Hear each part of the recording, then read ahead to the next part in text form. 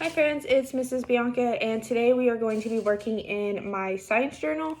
We are going to be doing an experiment called floating egg. Sorry.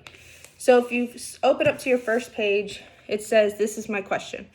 So we have our egg and our water, and my question is, will the egg sink or float? The next one is what I think will happen. I said the egg will sink because it is denser than the fresh water. So if you turn the page, the next question is, this is how I researched and experimented. So I grab my glass of water, I have my egg. So how I'm gonna experiment is I'm just gonna simply drop the egg in the water. If it sinks, it'll go all the way down to the bottom. If it floats, it'll stay at the top. So let's see.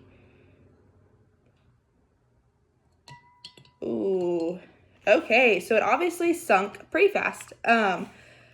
So under these are my observations, I would write, sunk fast, didn't even float at all, and kind of things like that. So my conclusion is the egg sunk due to being denser than the water. So my hypothesis was correct. So pretty much when you do an experiment, you want to have the scientific method, which is on the back of your journal. So first is your question. So our question was, will the egg sink or float?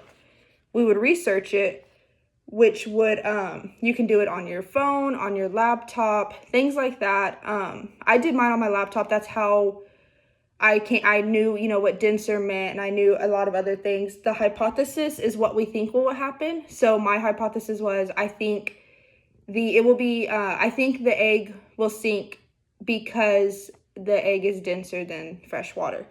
Next would be our experiment. That's when we drop the egg in the water. Then you analyze, so you talk about your observations, you write down what you see, things like that. Lastly would be your conclusion. So our conclusion would be the egg sunk because it is denser than the water. It would be your results and how you got them. And that's it. I hope y'all have fun with this science journal and do as many experiments as y'all can. Thanks, guys.